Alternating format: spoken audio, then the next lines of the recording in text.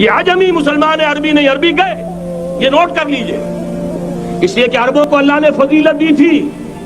محمد ان میں سے تھے صلی اللہ علیہ وسلم، یہ رتبہ بلند ملا جن کو مل گیا۔ لیکن ساتھ ہی اللہ نے دھمکی بھی دے دی تھی سورہ محمد میں، ان تتولوا یستبدل قوما غیرکم، اگر تم پیٹھ دکھا دو گے اس مشن کو جو ہم نے تمہارے حوالے کیا ہے، تمہیں ہٹائیں گے، کسی اور کو لے آئیں گے۔ اور یہ بات ہو چکی ہے 13ویں صدی عیسوی میں، 1258 میں جب سقوط بغداد ہوا ہے، عربوں کے ہاتھ سے عالم اسلام کی قیادت چھین لی گئی، معذور کر دیا۔ اس کے بعد قیادت کن کے ہاتھوں میں آئی؟ ترکوں کے ہاتھ میں، ترکان تیموری ہندوستان میں، ترکان صفوی ایران میں، ترکان سلجوقی مڈل ایسٹ میں، اور ترکان عثمانی کا تو کہنا ہی کیا ہے، وہ ایشیا مائنر سے چل کر آپ کو معلوم ہے کہ مشرقی یورپ کا کتنا بڑا علاقہ، دی گریٹ آٹومان امپائر